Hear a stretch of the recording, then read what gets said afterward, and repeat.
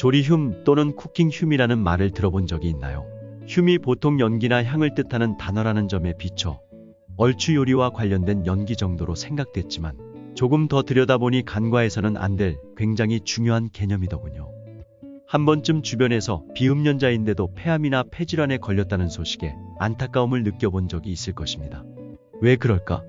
유전인가 하는 물음표와 함께 말이죠. 물론 암의 발병원이냐 쉽게 특정할 수 없을 것입니다. 하지만 앞서 언급한 조리흉이란 것을 알고 보면 폐암 발병의 가능성을 높이는 타당한 요인이 될 것으로 보여 간단히 소개합니다. 실제로 국제기구에서도 발암 가능한 물질로 분류하는가 하면 국내에서도 조리사분들이 산업재해로 인정을 받는 사례까지 생겼으니까요.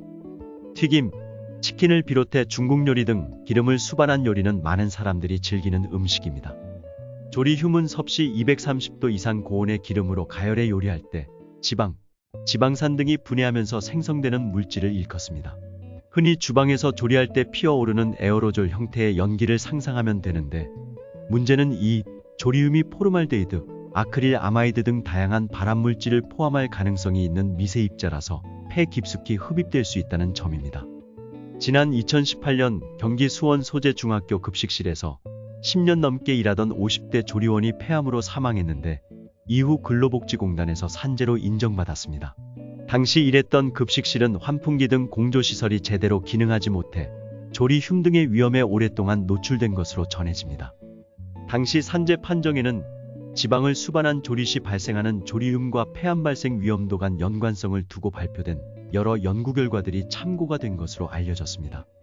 예를 들어 국제암연구소 IARC는 중국과 대만의 비흡연 여성 등을 대상으로 고온의 튀김 요리로 인한 조리흉 노출과 폐암 발병 위험도 사이 높은 연관성을 입증하는 연구 결과를 공개하기도 했습니다. 또 노르웨이의 한 대학에서 진행한 연구조사에서도 요리사들이 천식, 폐기종, 비염 등 호흡기 질환을 공통적으로 앓고 있는 것으로 나타나기도 했습니다.